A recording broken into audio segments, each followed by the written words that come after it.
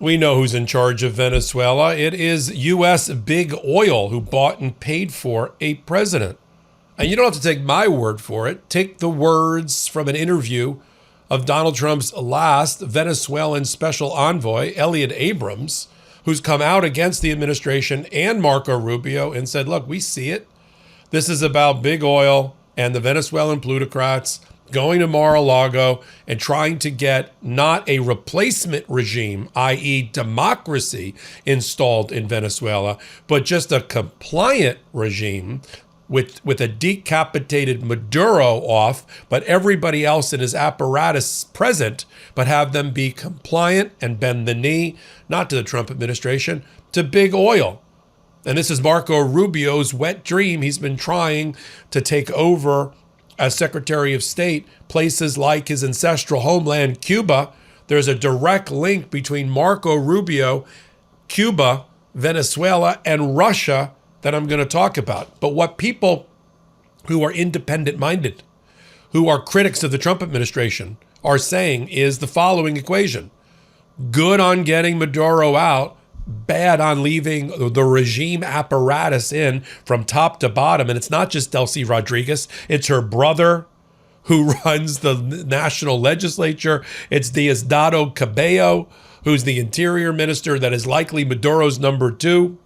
It's Vladimir Padrino Lopez, who's the head of the military. And it's the Cuban government all supporting Venezuela, as they always have. There's a reason that more than 40 Cubans died in the kidnapping of Maduro, because Maduro pays Cuba in oil for mercenaries from Cuba to guard him. Cuba is a puppet state of Russia, as is Venezuela. So we just picked a fight with a puppet state of Russia, basically threatening them to say we're in charge of the Western Hemisphere, and by extension, by implication, ceding the Europe, Eastern and Western, to Russia and places like Ukraine and China, whatever it wants to do, just stay out of the Western Hemisphere. That appears to be the Dun Road doctrine that's been espoused by Donald Trump. Look, folks, this is what happens when you get a mentally declining president who every day is worse than the day before mentally, who's taken 3 dementia tests by his own admission in the last 11 months. This is what happens when you have no plan other than what's good for big oil. I'm Michael Popok. You're on the MeidasTouch Network. Let's get to the reporting here and support Legal AF both at home and abroad.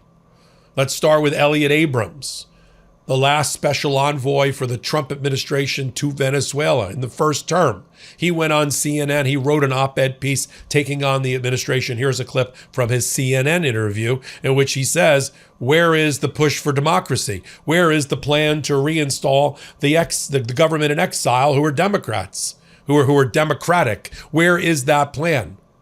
And have we just bent the knee to big oil? Play the clip. First of all, the United States should be demanding the expulsion of Cuban and Iranian officials from Venezuela. We should be demanding the liberation of all political prisoners right now. And we should be supporting Edmundo Gonzalez, who won that election in 2024 with a 70% landslide. I thought that was the worst point in the president's press conference yesterday. The insult, really, to Maria Corina Machado, who is the leader of democratic forces in Venezuela. That's what we should be supporting. The guy who won the election should be president. Yeah, the president said there was not broad support, there was not respect for Machado, which you're referring to right there. I'm wondering if you think the president also is leveling with the American public about just how difficult this will be to run a country like Venezuela. Yeah, nobody else used that word run until he did. And my thought is that didn't appear in some, paper done through a long interagency process, that it just came out of the president and that nobody else expected to run Venezuela. It would be extremely difficult. It's a very big country. It's twice the size of California, 25 million people roughly. It's too complex for us to run. What we should be looking for is a popular government, a democratic elected government that can begin to rehabilitate the country with our support and the support of the other democracies that surround Venezuela. That's possible. But the notion that we're going to run it from Washington, I think, is implausible, and it's just not going to work. Now, Marco Rubio, making his rounds as Secretary of State on all the morning talk shows, ended up with, the wheels spun and landed on Face the Nation with Margaret Brennan.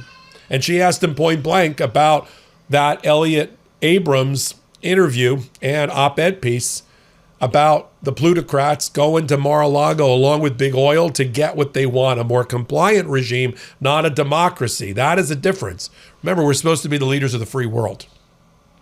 So let's play Marco Rubio's half-hearted, feeble attempt to distract the questioning and not answer the question. Play the clip. The president used the word oil 20 times in his press conference. You talked about these tremendous oil assets that Venezuela has. But the president's last envoy to Venezuela, Elliot Abrams, is publicly arguing that you know better than the policy you're backing. He said, quote, Venezuelan plutocrats or U.S. oil executives seem to be coming to Mar-a-Lago and whispering about how easy life would be if we just made a deal with the regime once Maduro was gone. Is that what happened here? No, that's not what happened here. What happened here is that we arrested a narco trafficker who's now going to stand trial in the United States for the crimes he's committed against our people for 15 years. And the person who helped him, of course, his wife, who was co-located with him, so she was arrested as well. That's what happened here. As far as oil, look, oil is critical, not just to fueling economies all over the world. It's critical to Venezuela's future. Their oil industry is completely destroyed. It's destroyed all those oil fields that used to produce a lot Right. and wealth for their country and their people. Those things are decrepit. They're bankrupt. They need to be reinvested in. It's obvious. They do not have the capability to bring up that industry again. They need investment from private companies who are only going to invest under certain guarantees and conditions. That has to go to the benefit of the Venezuelan people. Right now, all of that wealth is stolen. It's stolen and it goes into the hands of oligarchs around the world and the oligarchs inside of Venezuela. A handful of people benefit from it. The people don't benefit from it. On top of that, it's very simple, okay? In the 21st century, under the Trump administration, we are not going to have a country like Venezuela in our own hemisphere, in the sphere of control and the crossroads for Hezbollah, for Iran, and for every other malign influence in the world. That's just not going to exist. Now let's focus on Marco Rubio's wet dream for a minute, shall we? From my perch in Miami. Marco Rubio, his ancestral home is Cuba. He claims, although there's been some debate, that his family came as a result of the takeover by Fidel Castro.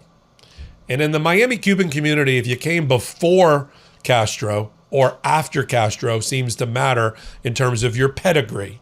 And there's been a challenge within the Miami Cuban community about whether he did or didn't, his family did or he certainly tells everybody that his family were in exile after Castro.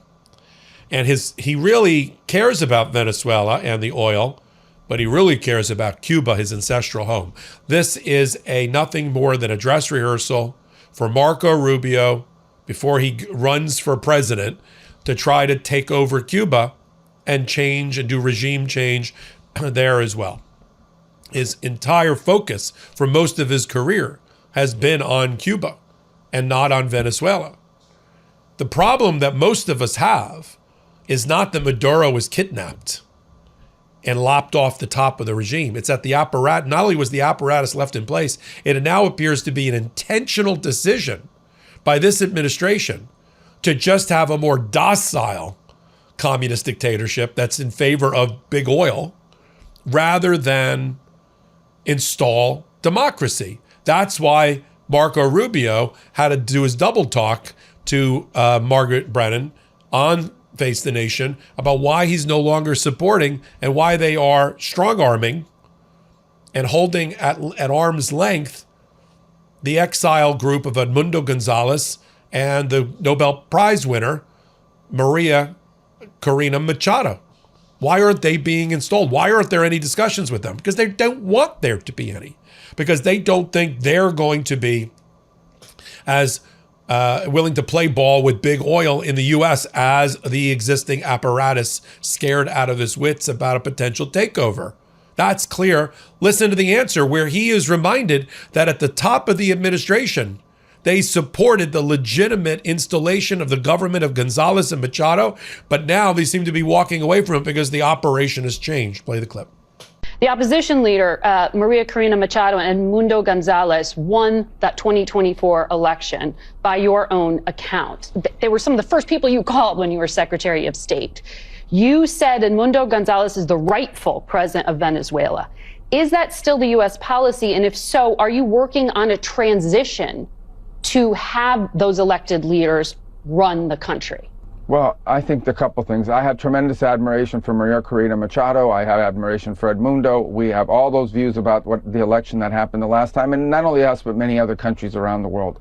There's that. And there's the mission we are on right now. We have been very clear from the beginning, because I still think that a lot of people analyze everything that happens in foreign policy through the lens of what happened from 2001 to 2015 or 16. The whole, foreign policy apparatus thinks everything is Libya, everything is Iraq, everything is Afghanistan. This is not the Middle East. And our mission here is very different. This is the Western Hemisphere. Within the Western Hemisphere, we have a country, potentially a very rich country, that has cozied itself up under the control of this regime, has cozied up to Iran, has cozied up to Hezbollah, has allowed narco trafficking gangs to operate with impunity from their own territory, allows boats with drugs to traffic from their territory, and we are addressing that. And by the way, 9 million people in the largest mass migration event in modern history have left that country since 2014. But that regime is still in having place. An impact on us. That is what we are addressing now. When you spoke yesterday, but we're not just addressing the regime. We are addressing the factors that are a threat to the national interest of the United States. So we're not in the democracy making business any longer. We're in the whatever's good for big oil business. That's why regime change here, regime change in Iran 50 years ago, and the rest. If Venezuela didn't have oil and wasn't a puppet state of Russia, you think we'd be going in? But it is the diabolical nature, because there's only two choices. The Trump administration either has done no planning, or their plan all along, which is what Elliot Abrams is saying, was to bend the knee to big oil, which bought a president over $500 million worth of fundraising investment in Trump at his request while he ran against Kamala Harris, where he sold off and auctioned off to the highest bidder his environmental and energy policy to big oil. Those are the only two explanations. And the one that Elliot Abrams is saying is the plutocrats of Venezuela and the oil companies seem to have the same idea. Don't disturb the status quo. Just soften it up a little bit, calibrate it to our interest a little bit.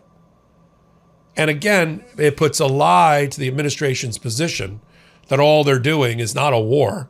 It's not the Trump's war powers as commander-in-chief about imminent threats, all right, and clear and present danger. It's about regime change in favor of oil. They certainly are not, they didn't kidnap him and get in control of Venezuela in order to enforce an indictment in New York, which was the first thing they tried on Saturday. Hey, this is just a Department of Justice by extension operation. Yeah, where's Pam Bondi? She wasn't even on the stage, the Attorney General. Where was Jay Clayton, who indicted him in New York? Wasn't there. It was all the spooks. It was all the suits. It was all the CIA and the Joint Chiefs and Marco Rubio and Pete Hegseth. Who's Marco Rubio, whose star is ascended. J.D. Vance's, whose star is fallen off the table along with Pam Bondi. We're going to continue to follow it all right here. You're on MeidasTouch. Come over to Legal AF and help us in 2026 continue to expand our reach. We're going global. We have to, because Trump's gone global with his Dun Road doctrine. So we have to match it at the intersection of U.S. law, politics, and international law. It's not just following the indictment in New York of Maduro. It's about all of the international conventions and laws that have been or will be breached by Donald Trump. So there's a way to do it. Come on to Legal AF Substack And we're running a sale, 20% off. Help us grow and accomplish our international additional vertical goals for 2026. So until my next report, I'm Michael Popok. Can't get your fill of Legal AF? Me neither. That's why we formed the Legal AF Substack. Every time we mention something in a hot take, whether it's a court filing or a oral argument, come over to the Substack. You'll find the court filing and the oral argument there, including a daily roundup that I do called, wait for it, Morning AF. What else? All the other contributors from Legal AF are there as well. We got some new reporting. We got interviews. We got ad-free versions of the podcast and hot takes. Where? Legal AF on Substack. Come over now to free subscribe.